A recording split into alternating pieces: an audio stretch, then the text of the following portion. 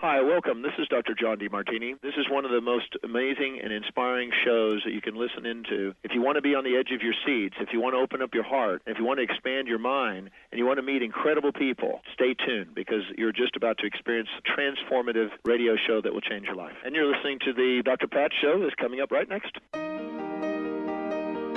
Welcome to the Dr. Pat Show. Talk radio to thrive by. Powerful, inspiring, and coming to you live, bringing you stories of people like you and me busting through and living life full out. Get ready to dare to wonder what your life would be like if you knew you could not fail. Hey, everybody. Welcome. I want to welcome you. Welcome to the Dr. Pat Show. Welcome to Transformation Talk Radio. Welcome to TransformationRadio.fm. And, you know, it doesn't matter how you're listening to the show or where you're getting it from. It is absolutely amazing to be connecting with you today.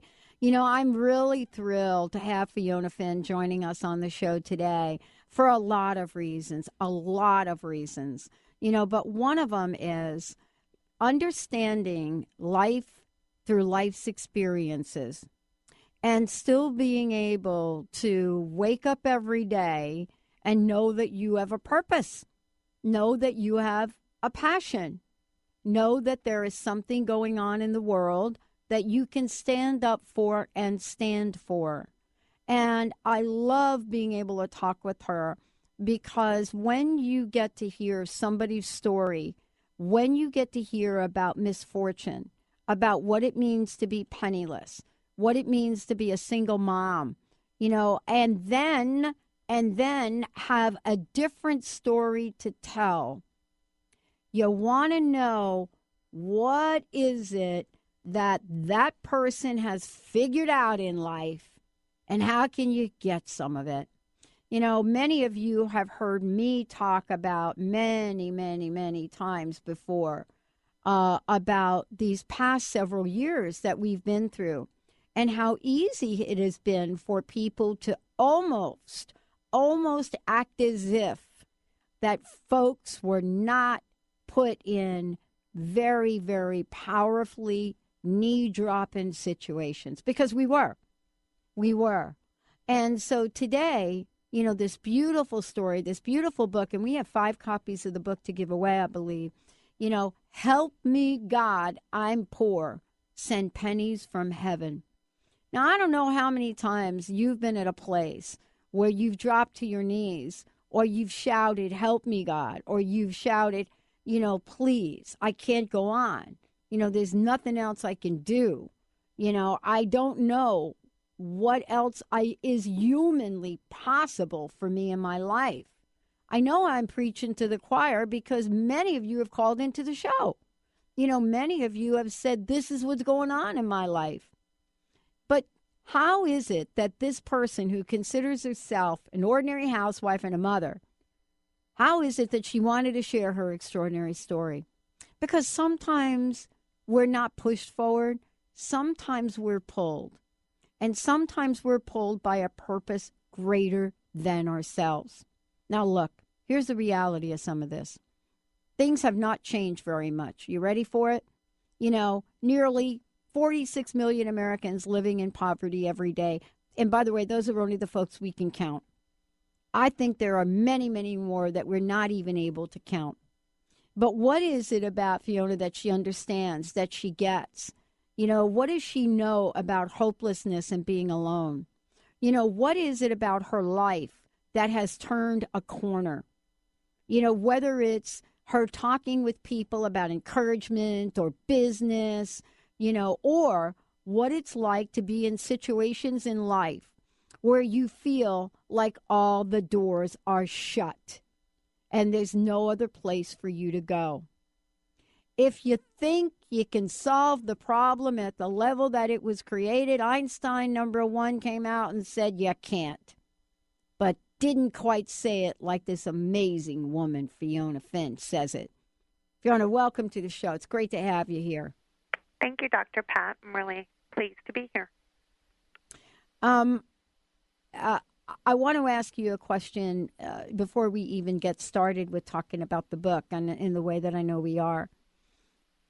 I made a statement today, and I've made it before, and I've gotten a lot of emails about it. People from all over the world saying, my gosh, you must have been talking about me.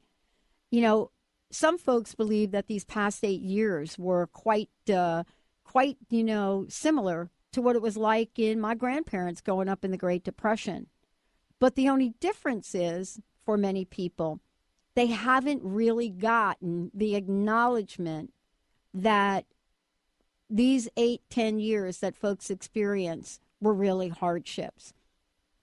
For you in your life, did you ever or have you ever been able to get people's attention so that they could understand the depth and the breadth of what you were experiencing? Well, when I first started writing, I actually wrote for myself. It was a healing mode. And as the books became complete and I was able to share those with friends and family and the public, I think people were really surprised, that not just the circumstances that led to my illness and poverty, but the way that I came through it, the victory over the bitterness, which is so easy. And I think that if you've ever been near poverty or feeling poverty, there's a lot of different types of poverty. You'd really relate to this book. There's some universal truth in the book. And, I wanted to write my way out of poverty, not necessarily, changing where I stood financially as much as in my mind. Why would any one of us have to go through that? What would be the lessons? What would be the humor? What would be, the commonality of it all? And this is really kind of the conversation that you and I are getting ready to have today. I mean, it's like, help me, God, I'm poor. I remember, coming home one day, and I was 17 years old, and coming home one day and finding all of my things on the front yard and literally finding myself out on the street and not really understanding what that means or what the impact of that is. Fast forward, right, to years later, and all of a sudden now you've got something, going on in your body and you're not well and you don't know where to go. How have these experiences for you enabled you in so many ways to grow stronger? If in fact they did, Fiona. When I was sick and in 2009, I was diagnosed with colon cancer and I went through radiation and chemotherapy and all of that. A lot of people would say, you're so strong. And I didn't want to be strong at that point. I was rebellious. I wanted to be loved while I was ill. That's all I wanted to feel. I didn't want to fight my way through an illness. And then God gave me what I believe was a second opportunity to fight, which was through poverty, through, feeling destitute, to, not being able to cover some of my children and my daily needs. And I had to fight. And then I actually kind of started to become my own best friend, patting myself on the back and saying, job well done today. It was hard, but, we did it. So it was another way of changing my perspective into appreciating my strength and my inner strength and the gifts I'd been given to make it through this journey. I think that what I love about this, and there's so many things I'm going to, point to in the book, because the way that you've written the book, actually, it really talks to people. It just gets right out of the gate and talks to people, talks to people about what we believe about poverty and what we believe about the people that are in the category of living in poverty. Can you talk a little bit when we come back from break about just the very word poverty, what that word really means, what it means to the individual that, is classified there, but what it means, what are some of the things we carry with us? You say some of these in the book, and you talk about this so beautifully, sayings that I grew up with, right? You make your bed, you sleep in it, right? Money doesn't grow on trees, so forth and so on. When we come back, we're going to be talking with Fiona about Help Me, God, I'm Poor. But what are some of the things that we can learn from her journey, her story, so that each and every one of us can rise up and thrive? Stay tuned. We'll be right back.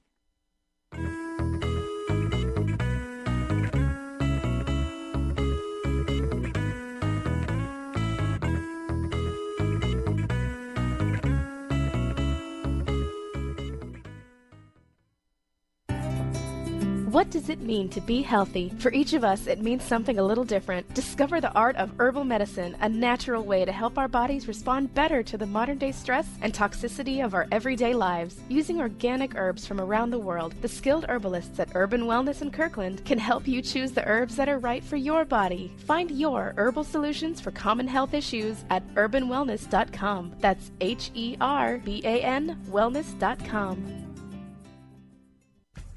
Put a little woohoo in your life with Keys. Keys Clear Protein Waters have 22 grams of smile-making, attitude-adjusting protein in every bottle. Did I mention its tongue-tingling taste? Not just another guilty pleasure. With Keys, you'll enjoy every low-sugar sip and freedom from gluten, lactose, and GMOs. Who needs the fountain of youth when you can find Keys on Amazon or at Keys, Kees, please.com. Put a little woohoo in your attitude with Keys Protein Water.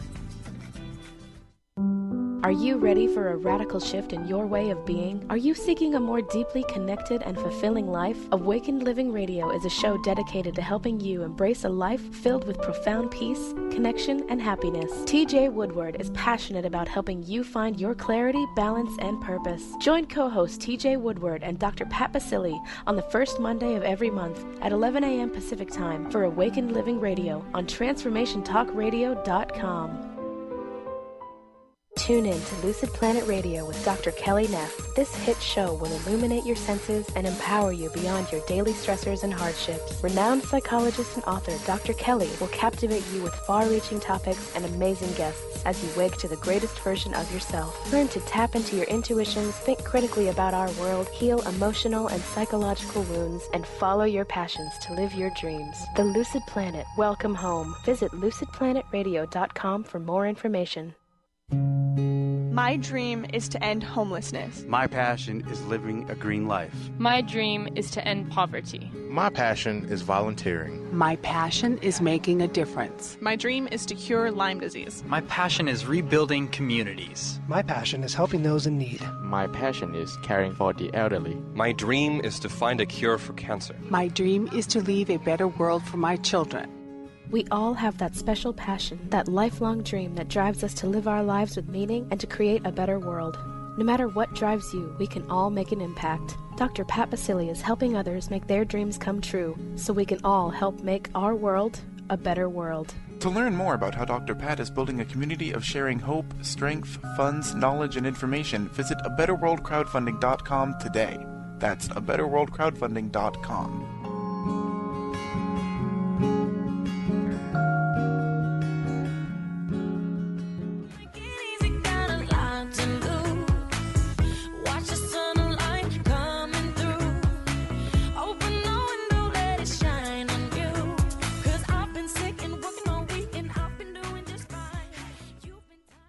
Hey, everybody, welcome back.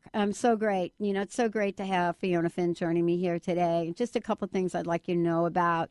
For those of you out there, we're going to give a copy of her book away right now. First caller, 1-800-930-2819, 1-800-930-2819. You know, Fiona is the author and Huffington Post blogger. Help Me God, I'm Poor. That's what I got in front of me right here. Help me God, I'm poor. Send pennies from heaven. Yeah. Send pennies from heaven.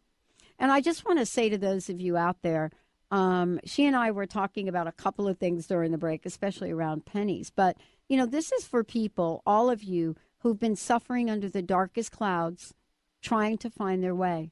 And this is what this says in the book. No matter what has happened to cause your current circumstance, financial healing starts right here. And it goes on to say, Fiona doesn't expect you to hide your heartache, depression, or frustration, but she does want you to fight it. This is why I love you, Fiona.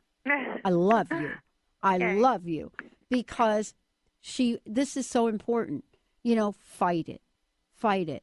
And then it goes on to say that you drop to your knees more than once, whispering, why me, God? You and I have that in common. But let's talk about this for a minute. You know, beyond our hardships, beyond the way that things show up in life, beyond the negative balances in bank accounts, right? Mm-hmm. You know, what is it that you have learned along the way that formula, so to speak, that helps us rise up and fight back.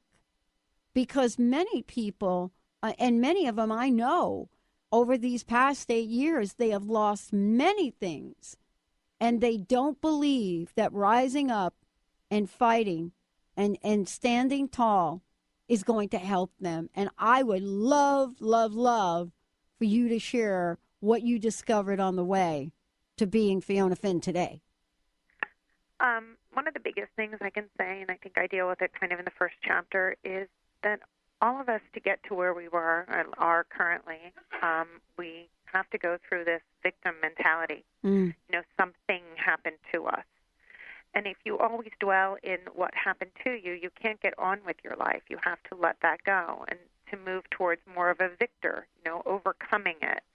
And once you move past it, you really do in your thoughts, you know, you can kind of reevaluate your life and the choices that you made in order to take that experience and turn it into something else.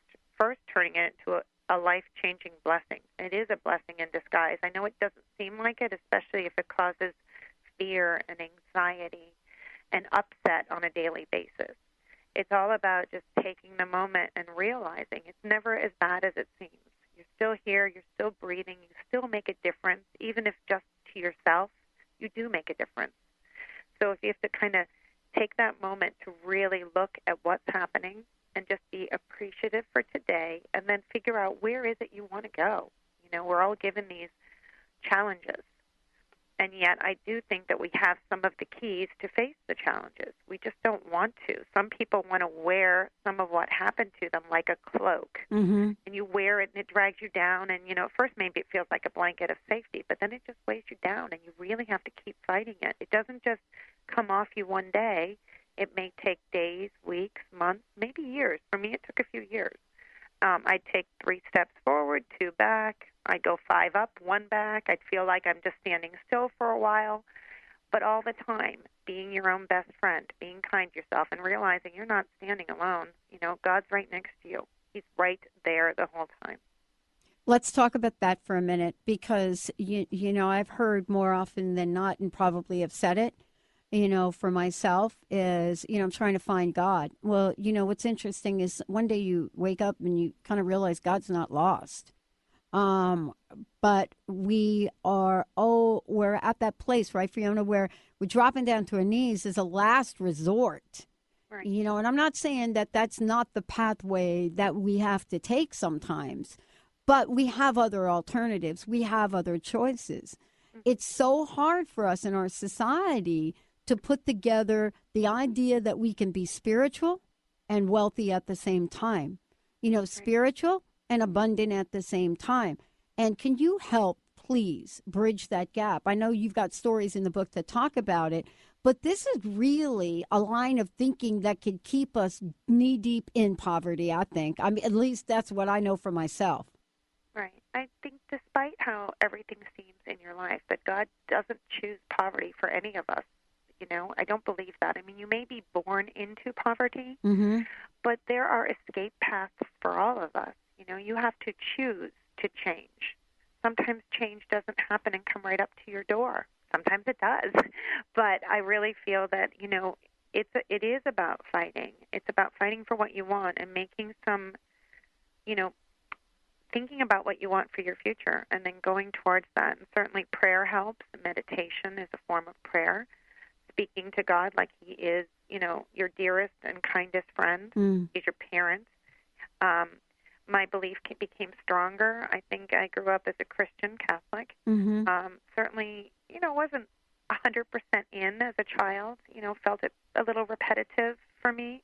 Really wanted to hear about real life stories and to feel people's lives in front of me. I wasn't getting that through my religion. But as I grew older, I could hear it from my friends, from my family. There's so many people, if you look around, even just listening to this show today, you know, that have taken life struggles and turned them around. You know, not every day is a happy day, but the majority of my life is. You know, I've been given gifts that I'm grateful for. You have to look for the gifts you're grateful for. You really do. Let's talk about that for a minute and what that means to look for the gifts you're grateful for. because, there are many, many points in time where if we are that alive and aware, the doors that get opened open wider and wider and wider. How does gratitude become now a catalyst for us? How does gratitude then turn in, to being of service in the world, right? To be able to go beyond whatever is going on for us, right, and move forward. It's really interesting. I was reading the book, and there was a couple of chapters in the book, and I found myself playing a game with an 8-year-old the other night. And the game had to do with coins and pennies, and it's a game that you just literally move pennies or coins on based on the roll of a die, right? You're rolling dice. And as I'm playing this game, I'm thinking about today's conversation, and I'm thinking about what is it about a relationship with money that actually has it become our higher power in so many ways. What did you discover about that? Well, I'm going to go back to, first you were asking a little bit about gratitude, and I just want everyone to know that gratitude is the open door to abundance. Mm-hmm. So when you feel that all doors are closed and you can't find a window, gratitude, stand still, meditate and pray in gratitude, and you will find that opens so much more abundance than seeking a way out. Stand still. Secondly, when we go to talking about pennies, again, it's a visual theme throughout my book. Yes. I find that I love that the penny, it's considered small change, but every time in life you make a small change, it will lead to those big changes that you've been so wanting and desiring, even when you deal with poverty. So I think that's so important. Then you were asking me about, the penny and money and how we view money. The top two topics that people write about is money and love. Yes. Money and love. We all want both.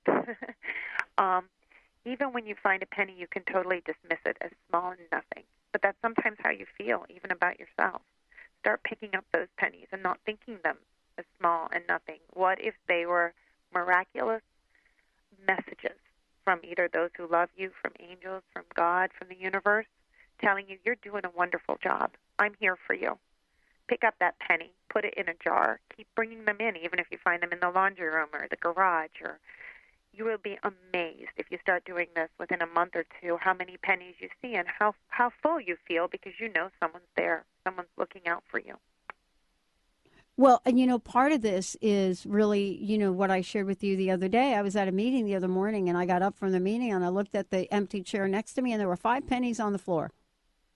5 pennies on the floor. And I shared with you that, part of what I believe is, Linda's mother loved to talk about pennies. And as a matter of fact, Fiona, now that you were talking about this, I remember that I started to save pennies starting in 1973 because of something Joan said to me about that. And, saving the pennies, and watching them build up and not really thinking about I'm saving pennies from a scarcity point of view. But there's almost as if there was no energy around it, not one way or the other. I just knew, and by the way, the end of the story is I had enough pennies after about 6 months to buy a washer and dryer. Right. And yet at the same time, we look at pennies, we'll see them on the street, we won't pick them up because it's beneath us. Right. How does that affect the energy of what we bring forth in the world? Well, I mean, you can look at it, money is important. Mm-hmm. It does give us access to many things, but it cannot be our God. It cannot be our number one. And then, when we want more and more, we never look at the little things. Even, when you want those big changes in your life, you want to be a millionaire. You want to, make more than you did last year. You don't ever stop and realize. I went through about 3 years of kind of reaching. When I stopped reaching, I realized that it takes time to build your wealth. It's not something that happens overnight. Certainly some people win lotteries and so forth, but I really feel like if you don't concentrate on it, you're not blocking the wealth from coming towards you. It is a form of energy. I mean, that is what money is. And I do believe a lot of what happened to me my experience of feeling broke and broken made me realize that what I feel is a universal truth is that our financial lives are really just an extension of our inner lives. Wow. We're going to take a short break. When we come back, going to be speaking with Fiona, giving a copy of the book away, another copy of the book away for one of you out there. We have a toll-free number for that, and I'll give that to you in a minute. When we come back, we're going to be talking about this, the book that she has written, I believe it is a spiritual and inspirational book. And it is about poverty, but it's also about prosperity. When we come back, we're going to be talking with her about what does it mean to drop to your knees and say, why me, God? What are we actually asking God? Or are we, in fact, ready to blame God or the universe for the tragedy in front of us? Stay tuned. We'll be right back. Fiona Finn joining me here today. The book is Help Me God, I'm Poor, Send Pennies from Heaven. Love, love, love the picture on the cover. We'll talk about that, too, when we come back. We'll be right back. The first time I saw you, oh, you look so fine.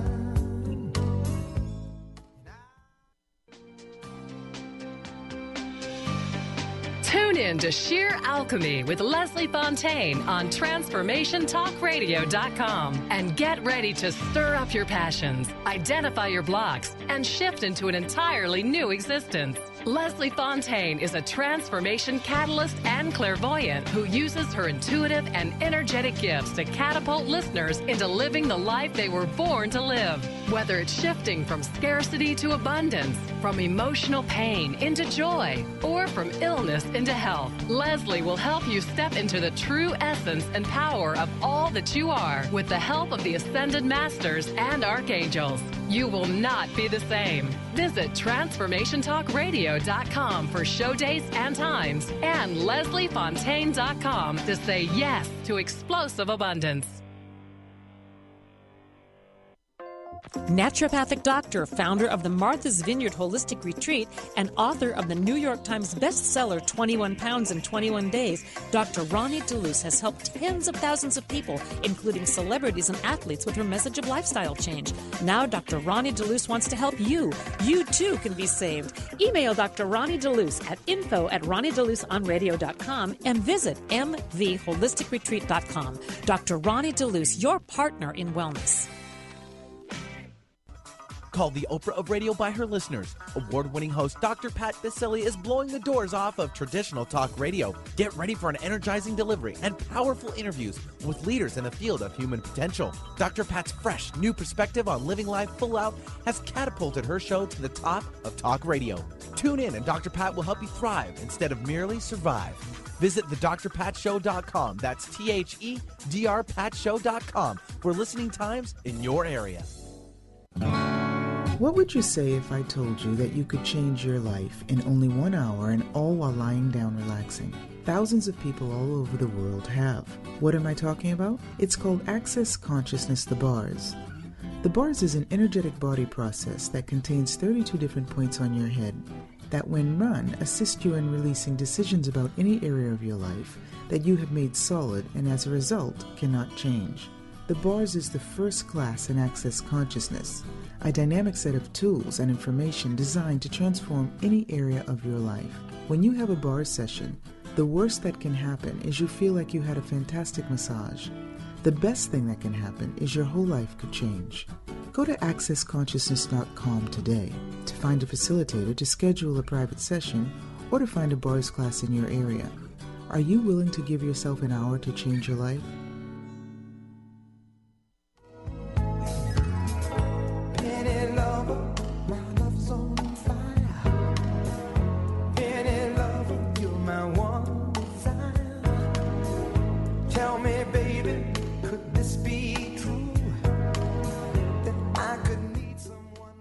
Hey, everyone. Welcome back. Welcome back. It's so great to be having all of you tune in, turn us on. 1-800-930-2819 if you would like to receive a copy of Fiona's book. Help Me God, I'm Poor. Send Pennies from Heaven. Beautiful, beautiful cover of the book, which we're going to talk about here in a minute. For those of you out there, you may be thinking to yourself, well, wait a minute. I'm sitting here and I'm really down and out. I don't really know where to turn. If I actually turn, to God, what am I asking God for? Does God even hear? And, whether you refer to it as God or higher power or purpose greater than yourself or universe, as I just referred to, I think you get what I'm saying. It's anything but you, right? And Fiona's going to tell us a little bit about the cover. But for those of you out there, we'd love to open up those phone lines, give another copy of the book away, 1-800-930-2819. Fiona, before we get back to the book, can you please let folks know the best way to find out more about you, how to follow your blog, and then we're going to get into this idea of healing and spirituality. Sure. Best mode of, contacting me directly is my website, www.fiona, F as in Frank, IONA -Finn, F as in Frank, INN.com. Just go to my contact page and go ahead and write me. I do return every email. Sometimes it takes a little longer, but I do return emails. I think that's important to be able to reach me because you don't just change my life. I think it's, both ways. I get a lot of wonderful stories coming my direction. Yeah. Wow. Thank you.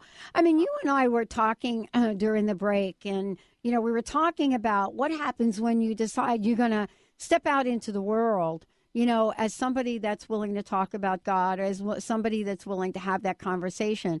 But then let's take it to the next level for a minute. It's not just a conversation about God. It's a conversation about the relationship between spirituality, money, poverty, ideals, dreams, whatever that is, that we believe. And yet we are so very confused sometimes about how to be in the world, be of God, and be of abundance. And before the break, what I was talking about is, where did we figure out that it wasn't okay to be spiritual and wealthy? I mean, if you go back in the Bible a little bit, or even in any other, written scripture, you find that the people that are talked about in most cases walking around are pretty wealthy people. These folks had land, they had sheep, they had a whole bunch of things. But then all of a sudden we get the notion that we can't have both. And that gets embedded, I think, as you've written so beautifully in the book, that gets embedded in not just the way we're brought up, but the way we start to live life. And I wanted to ask you, what was the turning point for you? Was it your illness? What was it that pushed you a little bit more over the edge for you to take a different action?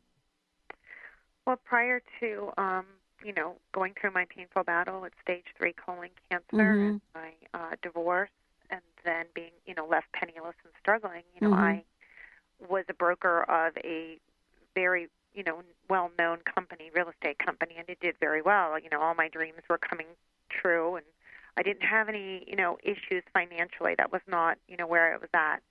I always knew I was going to write a book since like 20, but had my life continued to go as it was, I would have never written a book because I wouldn't have been pushed towards that. I was too comfortable. Right. So I could see that, the results from going through the divorce, the illness, the poverty led me to be an author, which was a goal of mine. I was, extremely blessed for that.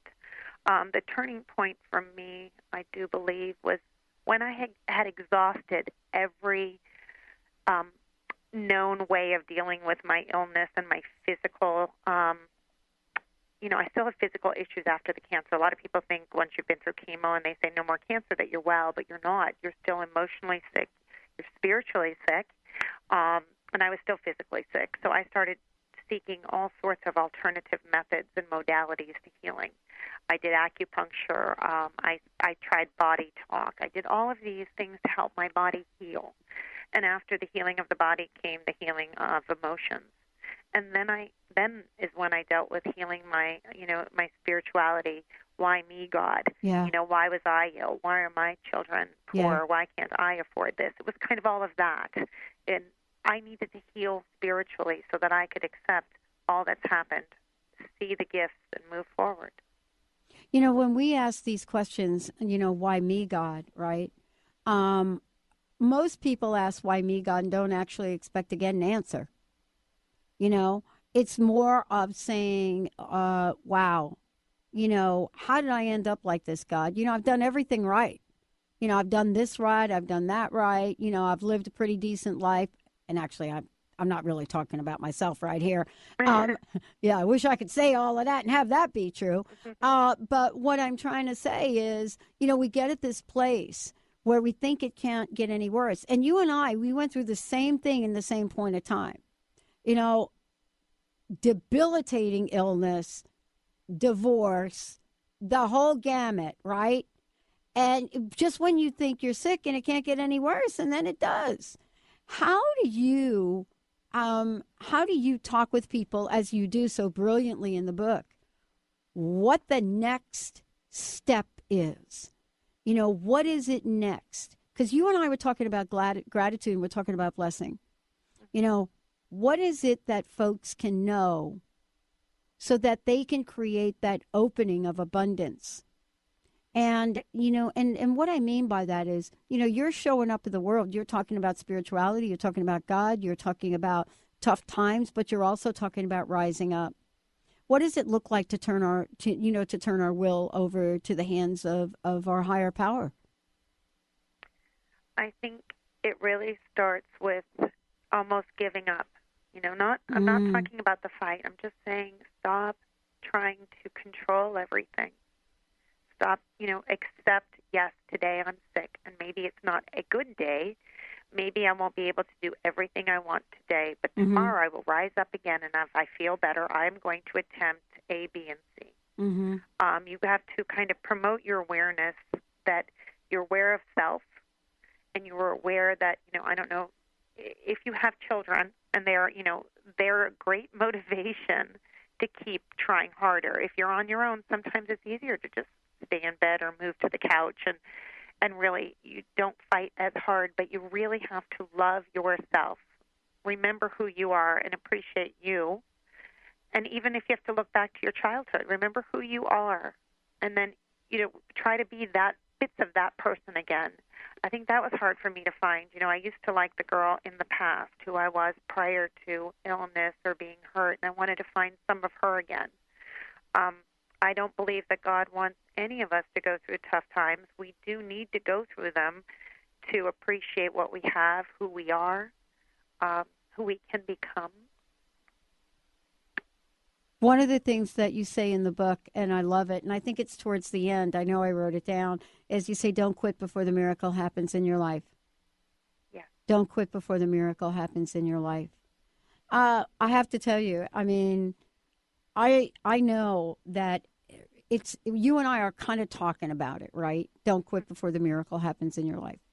But there is a sense, there's a reality to that so when we look back, if we don't quit, right, and then we look back, there's a reality to that statement that is so hard to not just comprehend, but to explain to other people, right? You did beautifully in writing it down.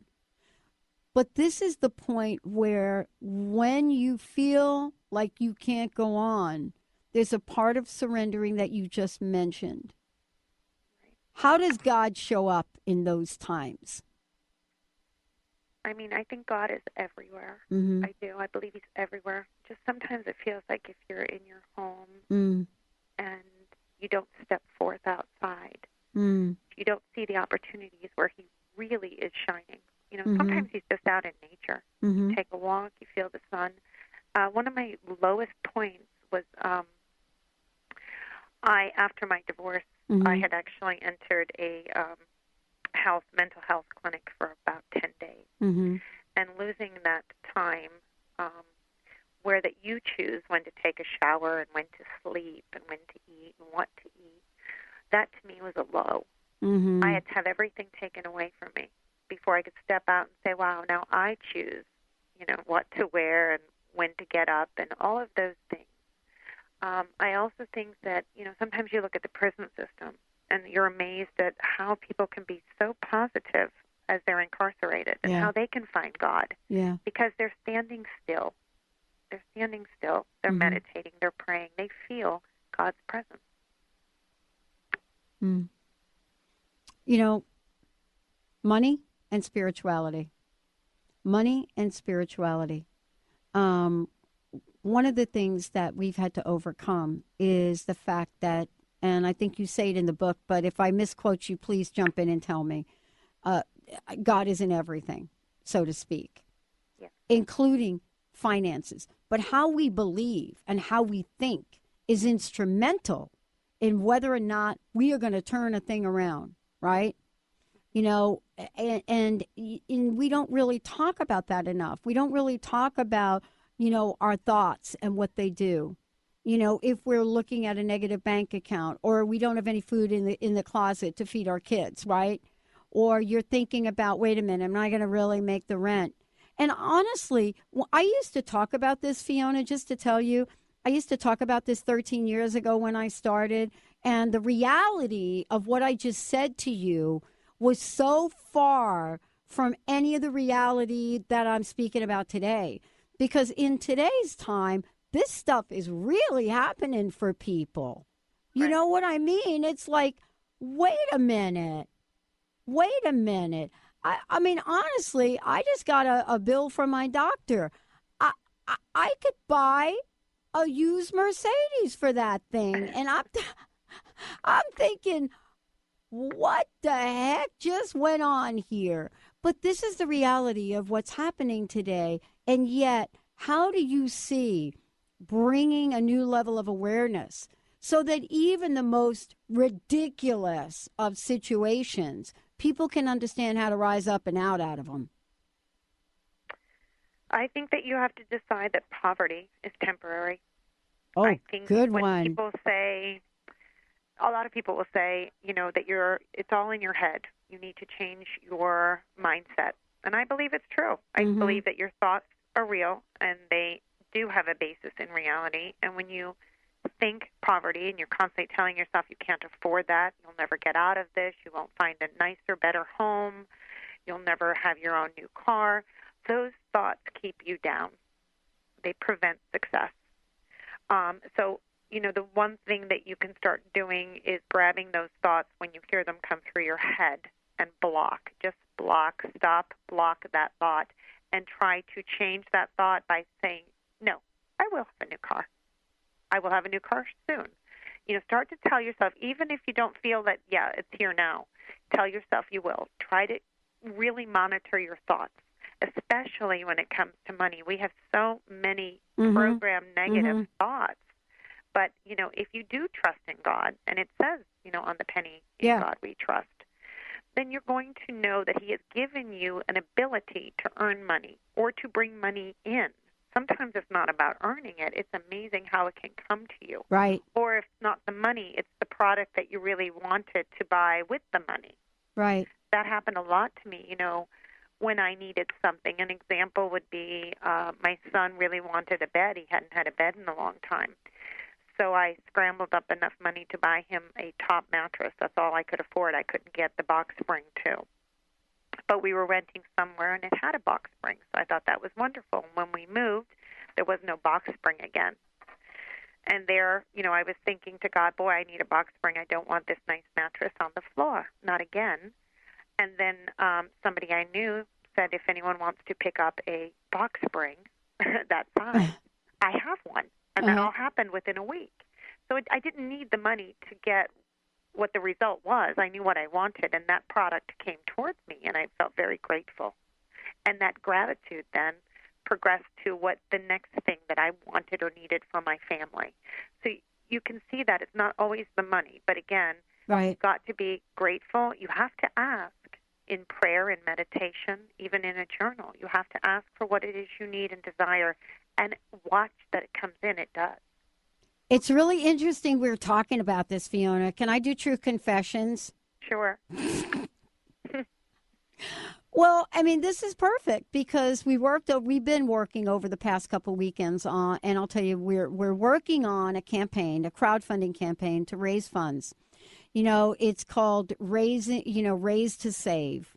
And what we're raising the funds for is to save Positive Talk Radio. And, you know, it's called Take Back Talk Radio. And there was an aha moment I had right around, I guess, the time you and I talked last time. And what I've been watching are my friends, my colleagues, and even myself now, watching the rising cost of airtime to be on air. Every dollar, every hour we're on air is paid for. And a light bulb went on, and it's, I realized that, wait a minute, we have one of the fastest growing arenas for demand, this positive talk radio, by women, by the way, millions of women. Moms are the number one podcast on my smartphone listener. And we have an arena where this particular venue is diminishing. And even if it's not diminishing, the people that do this can't be found. So we created this campaign, Take Back Talk Radio. So somebody asked me this weekend, you must have been in my ear. They said, what are you going to set your crowdfunding goals at? Do you know what went through my mind? Not how much we really wanted to acquire, to establish a $1 a day network that was going to keep the costs low forever. Not that amount. What came into my mind is, are people really going to give to this campaign? And the minute I got that reality, that hit, boy, I had to flip that thing around, because that was the enemy. That was not a God thought. You see what I'm saying? Right. But do you see how easy that is? Even for somebody like me that does this 24/7. And I refuse, after reading your book again, by the way, I refuse to let that happen, you see, because that is not a God thought. Is that a God thought, Fiona? No. Definitely not. No. Because the God thought was to put the campaign together. Why would we be spending this much time and energy on it, right? Right, definitely. That was fear talking, and it's easy to start to see, and then I start to go in my book and I talk about your belief system with money. And since youth, how you've always heard from your parents and your relatives and people different thoughts about money that you don't even realize that are a part of you and very, very difficult to break down. So, you can align yourself with that and your values about money. So it's very interesting. Some parts of my book are definitely self-help, self-thought, so that, because again, I was walking myself through all of this. So you are able to, all readers are able to walk themselves through what are your beliefs. Each of us have different beliefs. But I really feel that, money and things are a big part of our life, and God, intends on you having those things. Mm-hmm. But you want to put God before money. You want to, again, watch your thoughts. I think it's extremely important. I like, that this month of October is actually a time where we look towards eradicating poverty. They have, I think it was October 17th was a day that we talked about eradicating poverty in the world. Yeah. And for me, it starts with your thoughts. It does. It starts with your thoughts. How are you not going to feel poor today? Stop telling yourself what you don't have. Start telling yourself what you do have. Well, I mean, you said it, because what happens is, that thought, even that thought that I had for a nanosecond, had the opportunity to take root in my soul and my consciousness right there, to take root. And if you go to the website, and for those of you that have heard me talk about it, you're emailing me. We're not done with the website, but yes, you can go take a peek. It is takebacktalkradio.com. If you go to that website, you could see what we're saying about why this is happening. People that have paid for airtime out of their pockets, thousands of dollars, because they're called forth to rise up and help. They are going off into the sunset, Fiona. And I've been doing this 13 years, and I cannot continue to let that happen. Right. And I know it's not me. This is not me. I'm sitting here and I do my thing. That has got to be a God thought. Mm-hmm. And I know what will happen if we don't do this, you see? I know what will happen on the other end of it. But let's talk about the idea of giving as an energy force, a God energy force. Giving as a force to open up the doorways to prosperity. How did that show up for you? I've always been a giving person. Yeah, I think, I could tell. And money to me was never an issue. I always just knew. I always knew I'd have money. I didn't grow up with money. I just knew. That feeling of knowing was made me very content, so that even when I was young, and it was a little easier when you're young to not have everything because you believe that you have time to gather more things in your home and your bank accounts and all of, going towards retirement. But as you get older, when you get knocked down, you think to yourself, do I have enough time to accrue those things again? Oh, boy. I'm sure you've had people who have been interviewed before that have lost. So you can't let yourself start thinking about the fear and the anxiety and the desperation. You have to have that abundance mentality, which is hard because everyone has a second, third, or even more chances and opportunities ahead of you. So, it's all about looking at your behaviors and your attitudes and the spiritual strongholds that keep you where you are. I mean, I can't say enough. You really need to look at yourself. It's so important. For me, when I was young, I was looking to one day marry and then have children, and we all do the right thing, and then all of a sudden that didn't work. So now you have to really look at you. This is your life, your opportunity. What do you want to do for yourself to be the best version of you? Yeah. And you know what I love about what you're talking about here is that, wait a minute, time, if I might say, time is a man-made idea. That is not a God idea, right?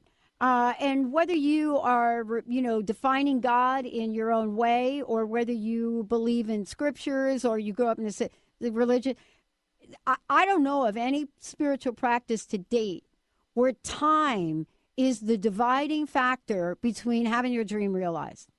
I don't even get it. You know what I mean? I mean, you got people that we're reading about in not just the scriptures, but other things that are written in other religions. These people were like, what, 800 years old for real?